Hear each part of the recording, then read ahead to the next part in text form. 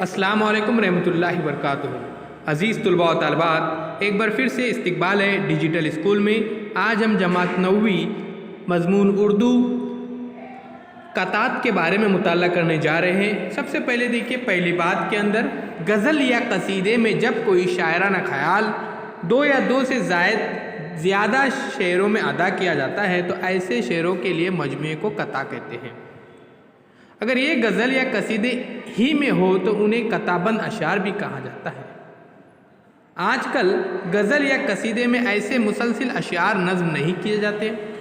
शायर अलग अलग से दो या ज़्यादा शेरों में कोई मुसलसिल मज़मून नज़्म करे तो उसे कता कहते हैं। ये गज़ल या कसीदे की तरह काफ़ियों रदीफ़ों की पाबंदी से कहे जाते हैं, मगर इनमें मतला होना ज़रूरी नहीं या हो भी सकता है मतला। उर्दू शायरी में कता बहुत मकबूल रहा है।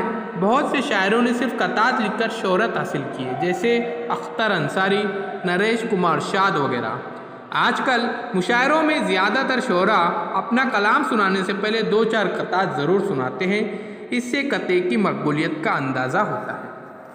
तो आइए बच्चों, अब हम जानते हैं ज़ोक दहलवी की लिखी हुई कतात के बारे में। उससे पहले चैनल को सब्सक्राइब कीजिए, लाइक कीजिए, इस वीडियो को ज़्यादा से ज़्यादा शेयर कीजिए। प्ले स्टोर में से डिजिटल स्कूल इस एंड्रॉयड ऐप को आप ज़रूर डाउनलोड कीजिए। तो चलिए प्यारे बच्चों, शुरू करते हैं ज़ोक दहलवी के बारे में। जान पहचान में देखिए, शेख मोहम्मद इब्राहिम ज़ोक सन 1799 ईस्वी में दिल्ली में पैदा हुए। इन्हें आखिरी मुग़ल ताजदार बादशाह बहादुर शाह ज़फ़र के उस्ताद होने का शर्फ हासिल था। बादशाह ने इन्हें मुल्कुल शोहरा और खाकान हिंद की खिताबात से नवाजा था। ज़ोक बुनियादी तौर पर कसीदे के शायर हैं। सौदा के बाद वो उर्दू के सबसे बड़े कसीदा निगार माने जाते हैं। सन 1854 में उनका इंतकाल हुआ।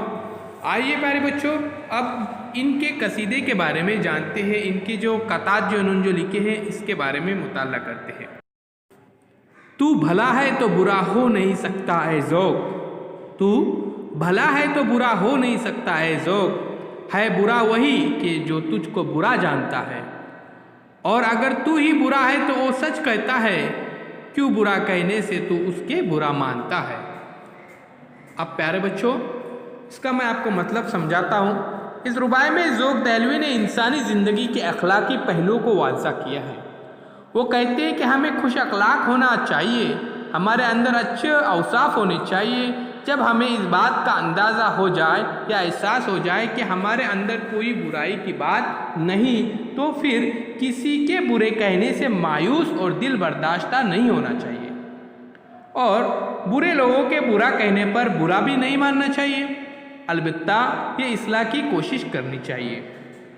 प्यारे बच्चों, यहाँ पर देखिए रदीफ़ का इस्तेमाल हुआ जानता है, और काफिया है यहाँ पर बुरा।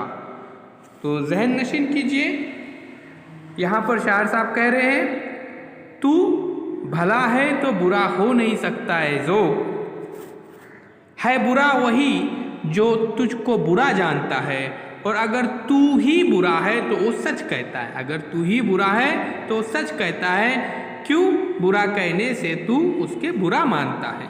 तो प्यारे बच्चों, अगर हमारे अंदर कोई अगर बुराई है तो हमें क्या करना चाहिए, उसमें इस्लाह करनी चाहिए।